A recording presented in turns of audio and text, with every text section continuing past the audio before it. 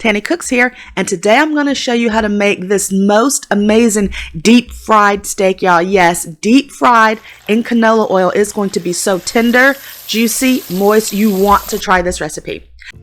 It has a beautiful warm pink center. It is so flavorful and juicy. You're going to want to try this recipe. So let's get to cooking.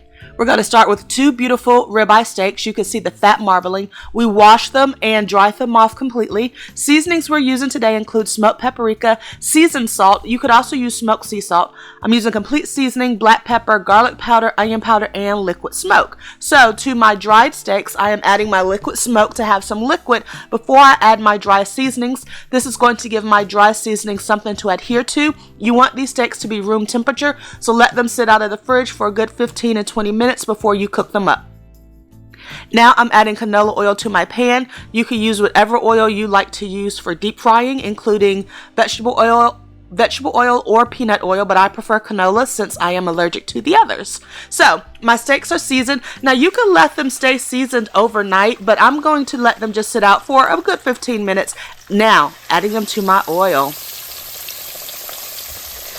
How long they cook depends on the size of them.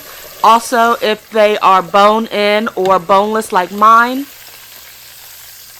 So you want to use a meat thermometer to make sure your meat has come up to the temperature you like after a few minutes of frying it on both sides. I take it out of my hot oil and I let it sit on a rack to rest, as I do for all red meat. And look at how beautiful this is. I'm making steak sandwiches, so I have some brioche buns. Oh my goodness, it was so juicy, and the seasonings are perfect on the steak. I add a little bit lettuce, tomato, mayonnaise, and it was absolutely delicious. If you've only grilled or broiled or pan fried steak, you definitely want to try this technique. Yes, it's cooking it in fat and it already has a lot of fat, but this is a special occasion meal that is so flavorful and juicy.